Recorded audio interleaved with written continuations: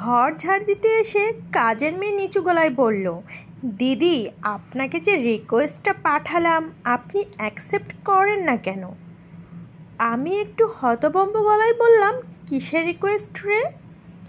ফেসবুকে রিকোয়েস্ট পাঠিয়েছি। ও আচ্ছা, নাম কি তোর? ড্যাডিস প্রিন্সেস শাপলা। আপনি কি নোটিফিকেশন যায়নি দিদি? আমি নিজেকে সামলালাম। আমি হাসি মুখে আইডিটা খুঁজে বের করে রিকোয়েস্ট অ্যাকসেপ্ট করে রাখলাম। প্রোফাইলে ছবিটা দেখেই রং চং করা সেলফি। আমি প্রশ্ন করলাম, হ্যাঁ গো, ছবিটা কার? কেন দিদি, ওটা তো আমার ছবি। উইকাম পারফেক্ট দিয়ে এডিট করেছি, কেমন হয়েছে দিদি? বাহ, খুব সুন্দর হয়েছে তো। ইদানিং আমার বেশ সুবিধা হচ্ছে। কাজে আসতে না পারলে শাপলা মেসেজে একটা দুঃখী স্টিকার পাঠালেই আমি বুঝে যাই। স্টিকারে একটা মেয়ে কাঁদো কাঁদো গলায় বলে, সরি। আবার রান্নাঘরে কিছু খুঁজে না ফেলে শাপলাকে মেসেজ দিলে সাথে সাথে রিপ্লাই করে দেয়।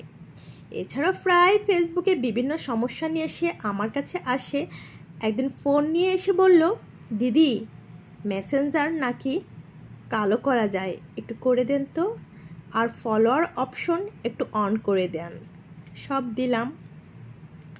একদিন বলছে, দিদি আমার অ্যাবাউটে লেখেন ঢাকা বিশ্ববিদ্যালয়ে পড়াশোনা করি, দিলাম। আরেকদিন বলল, দিদি ইংরেজিতে একটা স্ট্যাটাস লেখেন তো, আমি বাংলায় বলছি।